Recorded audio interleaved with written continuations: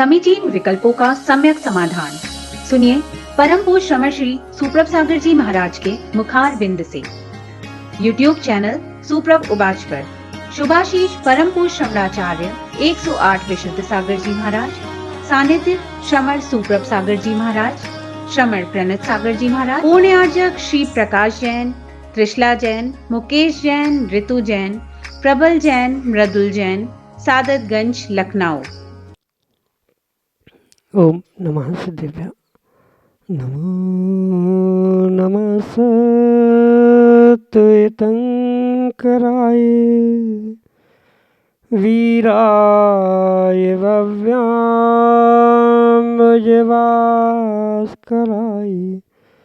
अनंतलोकाय सुरार्चिताय देवादिदेवाय नमो जिनाय, देवादिदेवाय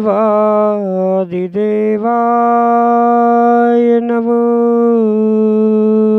जिनाय। पंच परमेष्टि भगवान की परम पूज्य आचार्य भगवंत गणाचार्य श्री विराग सागर जी महाराज की, परम पूज्य पट्टाचार्य गुरुवर श्री विशुद्ध सागर जी मुनि महाराज की, परम पूज्य मुनि श्री सुप्रभ सागर जी महाराज की। अनंत विकल्प, अनंत संसार और अनंत संसार में भटकते प्राणी निश्चय ही अनंत दुखों को प्राप्त करते हैं, क्योंकि संसारी जीवों के मन में विकल्प स्वाभाविक रूप से उत्पन्न होते हैं और जब वे विकल्प हमारे लिए संसार का कारण बनते हैं तो वे विकल्प यदि समीचीनता को प्राप्त हो जाएं और उनका सम्यक रूप से समाधान किसी निर्ग्रंथ गुरु से प्राप्त हो जाए तो निश्चित ही वे अनंत सुख का साधन भी बन जाते हैं। परम पूज्य पट्टाचार्य गुरुवर श्री विशुद्ध सागर जी महाराज के मंगल सभा शिष्य, उन्हीं के सुयोग्य शिष्य परम पूज्य मुनि श्री सुप्रभ सागर जी महाराज द्वारा आपको आत्मकल्याण की अनूठी विधा समीचीन विकल्पों का सम्यक समाधान के रूप में प्राप्त होती है। तो आप भी पुरुषार्थ करें और अपने मन के उठते विकल्प को समीचीनता के साथ उसका सम्यक समाधान प्राप्त करके अपने मन को निर्विकल्प बनाने का पुरुषार्थ करें।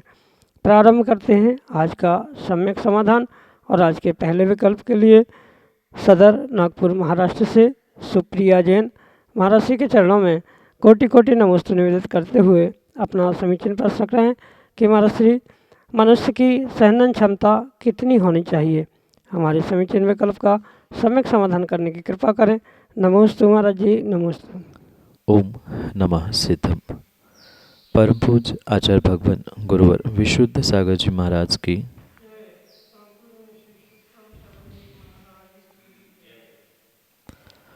व्यक्ति की सहनन शक्ति आगम की अपेक्षा से कोई भी क्यों न हो, क्योंकि काल के अनुसार सब मनुष्यों की, सब प्राणियों की अपनी अपनी सहनन शक्ति आगम ग्रंथों में कही है।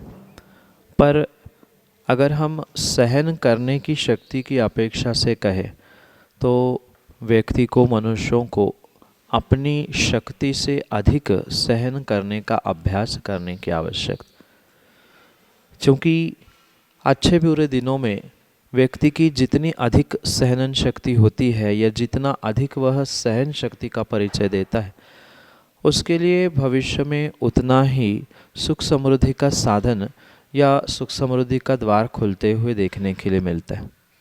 इसलिए ऐसा कोई प्रमाण या ऐसा कोई नियम नहीं बनाया जा सकता कि इतने हद तक ही उसकी सहन शक्ति होनी चाहिए, इतना या इससे ज़्यादा वो सहन करे। सीधी सी बात इतनी है कि जितना अधिक विपरीत परिस्थितियों का वह सामना करेगा या जितना विपरीत परिस्थितियों में वह संघर्ष में जीते हुए अपने आप को व्यवस्थित करने का प्रयास करता रहेगा, उतना ही विशेष रूप से उसके लिए वह सहन शक्ति समझ शक्ति की रूप में परिवर्तित होती है। कहने का तात्पर्य यह है, जितने भी समझ शक्ति का प्रयोग करने वाले जीव आपको दिखाई दे रहे हैं, वे कहीं न कहीं जीवन में सहन शक्ति की प्रबल पुरुषार्थ के माध्यम से ही उन्होंने प्राप्त की हुई वह समझ शक्ति है। जो जितना अधिक संघर्ष, विपरीतता, कष्ट आदि में अपने आप को समर्पित करता है, समझदारी का परिचय देता है, वही उतना अधिक सहन शक्ति का या सहन शक्ति के माध्यम से जीवन को व्यवस्थित करने का पुरुषार्थ अवश्य ही करता है। इसलिए जितना अधिक हो सके अपनी शक्ति से भी अधिक अपने परिणामों को संभालते हुए अपने उस सहन शक्ति को बढ़ाने का प्रयास करना होगा, क्योंकि सहन शक्ति जितना अभ्यास करते जाएंगे, जितना प्रयास करते जाएंगे, उतना अधिक अधिक अधिक वह बढ़ती जाती है और वही सहन शक्ति ही फिर समझ शक्ति के रूप में परिवर्तित होते हुए व्यक्ति के जीवन को बदलने के लिए निमित्त बनती है। यही आपके लिए सम्यक समझ। श्रीमती हेमलता सिंघई, बोनकट्टा, महाराष्ट्र से महाराष्ट्र के चरणों में बारंबार नमोस्तु निवेदित करते हुए अपना समीचीन प्रश्न रख रहे हैं कि महाराज श्री, मोक्ष मार्ग प्रशस्त करना है तो पुण्य और पाप दोनों ही नहीं करना होते, तो कब वह ऐसा मौका हमें मिलेगा जब हम हाथ पर हाथ धर के और अपने कल्याण का पथ प्रशस्त करेंगे? हमारे समीचीन विकल्प का सम्यक समाधान करते हुए मार्गदर्शन करने की कृपा करें। नमोस्तु महाराज जी, नमोस्तु। मोक्ष मार्ग पे चलने के लिए पुण्य पाप दोनों छोड़ने की आवश्यकता नहीं है। जब तक पुण्य का सद्भाव है तभी तक जीव मोक्ष मार्ग को प्राप्त कर सकता है। और मोक्ष मार्ग क्या, आचार्य भगवंतों ने इतना तक लिखा है कि पुण्य के विशेष फल का ही ये प्रत्यक्ष प्रमाण है कि अरिहंत जैसे उस तीर्थंकर पद जैसे विशेष पदों को धारण करने वाला जीव हुआ करता है।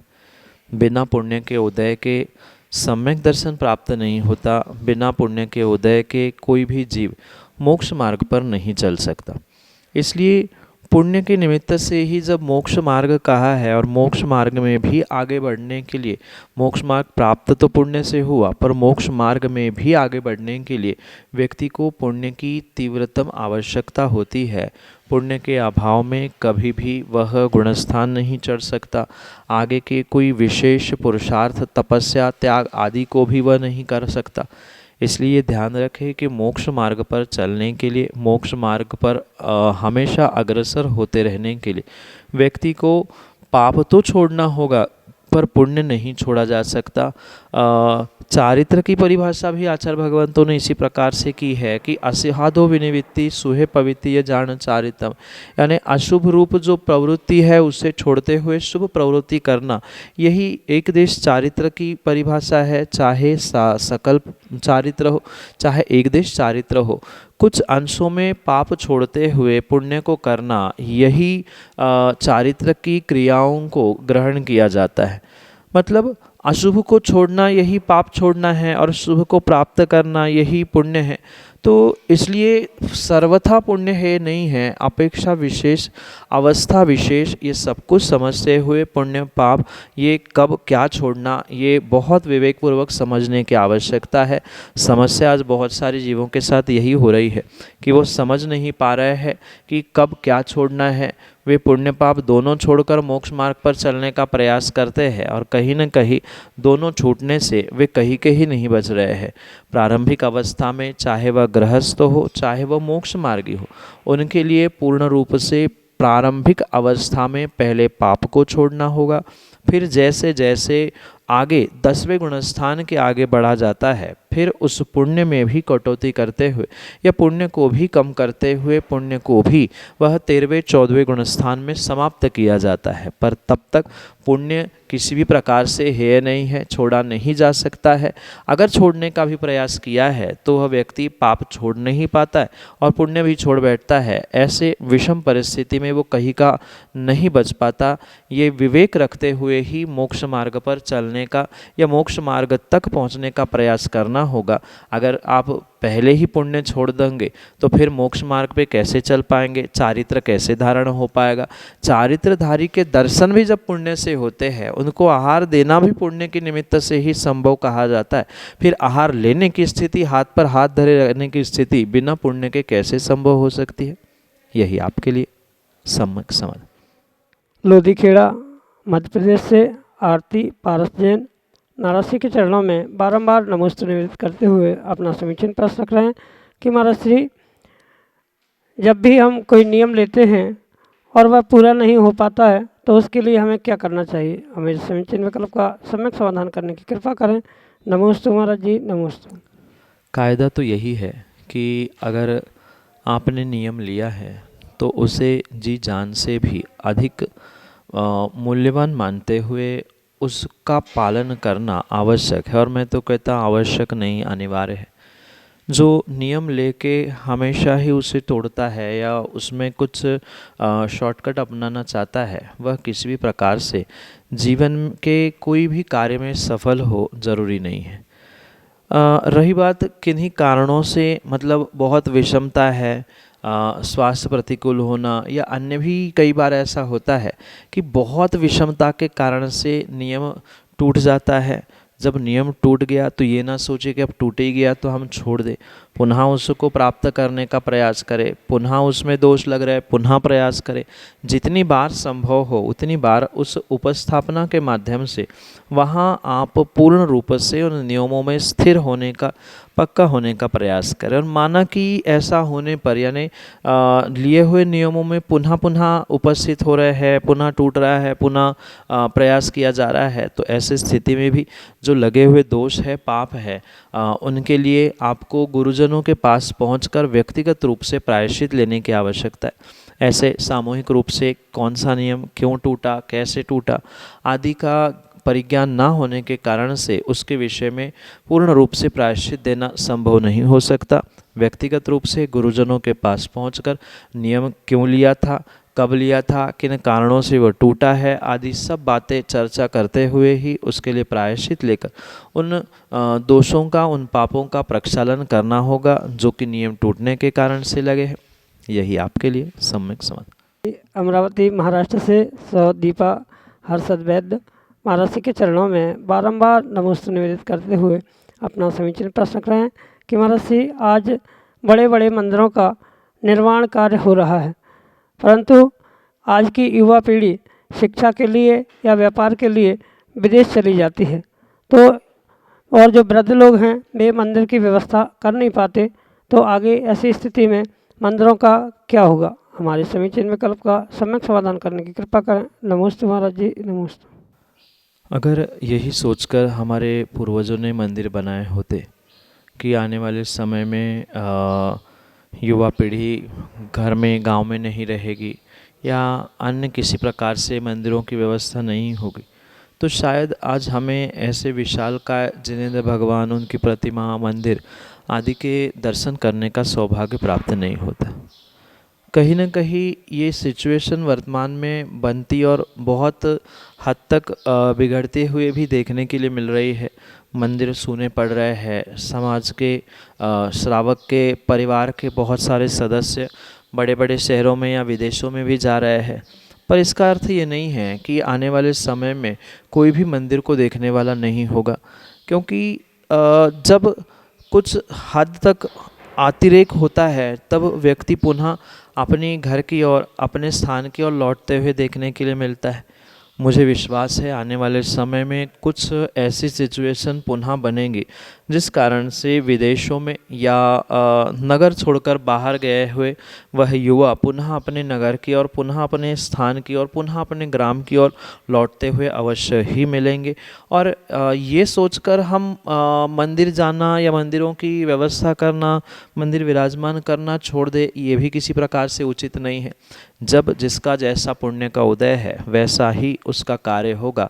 और ये तो जैसे बहुत सारे मंदिरों में देखने के लिए मिलता है कि कोई समाज का व्यक्ति नहीं है व्यवस्था करने के लिए, तो दूसरे व्यवस्थापकों के माध्यम से वहाँ की व्यवस्थाएं बनाई जाती है, तो ऐसा भी करने में कोई दोष नहीं है। और मैं तो कहता हूँ कि जिन जिन को ये सौभाग्य मिल रहा है उन्हें मात्र ये व्यवस्था और बोझ मानकर मंदिर की व्यवस्था नहीं संभालनी होगी, अपितु ये अपना सौभाग्य मानकर अगर उस मंदिर आदि की व्यवस्था, पूजन पाठ आदि की व्यवस्थाओं को करेंगे तो पक्का है उन्हें भी बहुत सारा पुण्य प्राप्त होने की संभावना है। यही आपके लिए सम्यक समाधान। दीपाली गुलालकरी अमरावती महाराष्ट्र से महाराष्ट्र के चरणों में बारंबार नमोस्तु निवेदित करते हुए अपना समीचीन प्रश्न रख रहे हैं कि महाराज श्री जब अभिषेक के लिए या किसी कार्य के लिए भगवान की प्रतिमा उठाते हैं तो लाने ले जाने में किसी प्रकार की अभिनय होती है तो उस समय हमें क्या दोष लगता है और प्रायश्चित रूप में हमें क्या करना चाहिए? हमारे समीचीन विकल्प का सम्यक समाधान करने की कृपा करें। नमस्ते महाराज जी, नमस्ते। जिनेंद्र भगवान का अभिषेक आदि अनुष्ठान करते हुए जो उनकी प्रतिमा उठाना, विराजमान करना आदि में जो अभिनय होते हैं उसके लिए सबसे पहले तो श्रावकों को बहुत सारा विवेक क्रियाओं में लाने की आवश्यकता है। कई सारे मंदिरों में हमने देखा कि जैसे किसी खिलौने को गर्दन से पकड़ के उठा के रख लेना, उठाना, भगवान के प्रक्षाल अभिषेक के बाद पुनः उसे उल्टा करके पानी उसका निकालना आदि ये जो कार्य किए जाते हैं ये तो बुद्धिपूर्वक किए गए अविवेक के कार्य है। इससे तो आप बहुत विवेकपूर्वक बच ही सकते हैं। इसके अलावा भी कई बार ऐसा होता है कि उठाने में, रखने में, कहीं ले जाने में जो भी अभिनय होती है उसी के लिए पूजन के बाद, अभिषेक आदि के बाद कायोत्सर्ग करके जो विसर्जन पाठ में बहुत सारा कहा जाता है कि भगवान हमसे पूजन करते समय, बोलते समय, अभिषेक आदि करते समय जो भी अभिनय हुई है उसके लिए तस्मिच्छामि दुक्कडम करते हुए कायोत्सर्ग किया जाता है। इसके अलावा भी अगर कोई विशेष रूप से अभिनय प्रतिमा की हुई है तो ऐसी स्थिति में आपको किसी गुरुजनों के पास पहुंचकर उसके लिए प्रायश्चित लेने की आवश्यकता है। ये सोचकर श्रावक अगर अभिषेक पूजन करना छोड़ दे कि अब तो अभिनय होती ही है प्रतिमा की, फिर उठाएंगे क्यों, रखेंगे क्यों, अभिषेक क्यों करना, तो ये तो कोई बात नहीं बनती है। अभिनय होने पर भी वहाँ अभिनय करने का भाव नहीं होता है, पर फिर भी वो भगवान की प्रतिमा आदि होने के कारण से अभिनय की संभावना होती है। तो ऐसे सिचुएशन, ऐसी स्थिति में जो दोष लगा है अभिनय के कारण से उसको प्रायश्चित आदि के माध्यम से व्यवस्थित किया जा सकता है।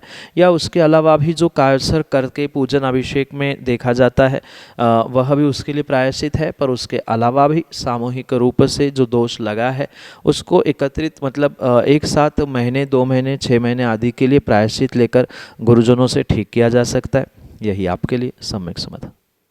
मयंक जैन, सुपर्ण, बड़ा गांव, मध्य प्रदेश से अगले समीचीन विकल्प।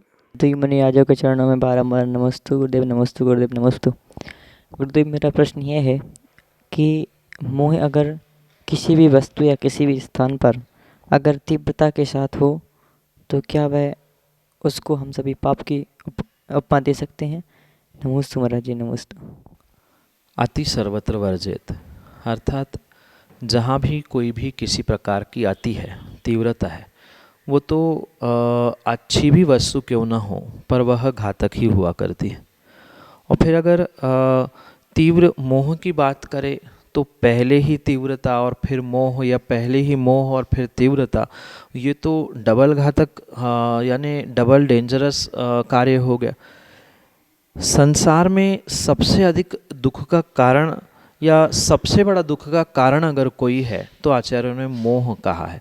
चाहे वस्तु, व्यक्ति, स्थान या कार्य किसी के भी प्रति व्यक्ति के अंतरंग में जो तीव्रतम मोह है, और तीव्र नहीं, एक थोड़ा सा भी मोह है, छोटा सा भी मोह है, तो वो भी उसके लिए घातक है, समस्या उत्पन्न कर सकता है, कर्म बंध कर रहा है, पाप कर रहा है। संसार का सबसे बड़ा कारण दुख का या संसार में घुमाने का वह मोह है, जो कि दोनों प्रकार से आगम में कहा है, एक दर्शन मोह और एक चारित्र मोह। यानी जो मोह आपको श्रद्धा उत्पन्न नहीं करने दे रहा है वह दर्शन मोह है, और जो चारित्र प्राप्त नहीं करने दे रहा है, चारित्र की क्रियाओं को करने नहीं दे रहा है, वह चारित्र मोह के रूप में कहा जाता है। तो मोह कोई भी हो, कैसा भी हो, कहीं का भी हो, पर वह मोह उचित नहीं है। इवन मोह अगर अच्छे वस्तु के प्रति भी है तो वो भी अच्छा नहीं है, क्योंकि मोह अपने आप में ही बहुत बड़ा शत्रु, बहुत बड़ा संसार का कारण कहा जाता है।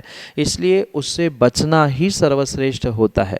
चाहे किसी वस्तु या स्थान विशेष के प्रति जो मोह के परिणाम जीव उत्पन्न कर रहा है, कहीं ना कहीं वो ही मोह उसके लिए परिग्रह रूपी पाप के लिए निमित्त बनेगा, और मात्र परिग्रह रूपी पाप के लिए नहीं। और जब जहाँ परिग्रह पाप खड़ा होता है है वहाँ अपने आप अन्य भी प्रकार के चारों पाप भी वहाँ पर सम्मिलित होते हैं।